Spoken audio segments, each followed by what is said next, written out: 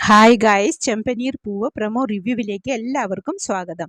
അങ്ങനെ വർഷയുടെ അച്ഛൻ്റെയും അമ്മയുടെയും കൂടെ വർഷ വീട്ടിൽ പോയപ്പോൾ ശ്രീകാന്തിന് വല്ലാത്ത ഒരു വിഷമവും ഒറ്റപ്പെടലും. ഇത് കണ്ടുകൊണ്ടുവന്ന രേവതി ശ്രീകാന്തിനോട് വർഷയുടെ കൂടെ അവിടെ പോയി താമസിക്കാൻ ഉപദേശിക്കുന്നുണ്ട്. അവിടുത്തെ അച്ഛനും അമ്മയും അറിയാതെ വർഷ ഇനി വല്ലതും ചെയ്ത് കുഞ്ഞിനെ ഇല്ലാതാക്കിയാലോ എന്നുകൂടി പറഞ്ഞപ്പോൾ ശ്രീകാന്ത് വർഷയുടെ വീട്ടിൽ പോകാൻ സമ്മതിക്കുന്നു.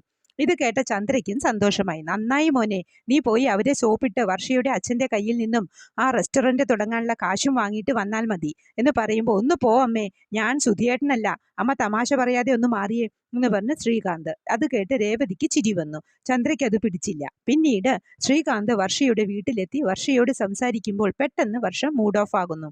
എന്തു പറ്റി വർഷേ എന്ന് ചോദിക്കുമ്പോൾ, എനിക്ക് ആ വീട്ടിലെ ഓർമ്മ വരുന്നു, രേവതി ചേച്ചിയെയും സച്ചിയേട്ടനെയും ഒക്കെ എന്ന് പറയുന്നുണ്ട് വർഷ.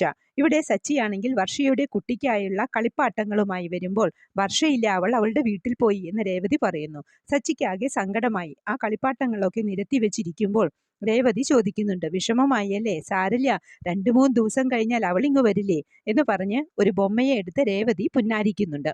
അത് നോക്കി കൗതുകത്തോടെ സച്ചിയും ഇരിക്കുന്നു. സച്ചിയുടെയും രേവതിയുടെയും ഉള്ളിൽ ഒരു അച്ഛനും അമ്മയും ഉണർന്നു വരുന്നുണ്ട്. ഈ സീരിയലിൽ അവർ വർഷയുടെ കുഞ്ഞിന്റെ വല്യച്ഛനും വല്യമ്മയുമായി ഇരിക്കേണ്ടി വരുമോ എന്നറിയില്ല.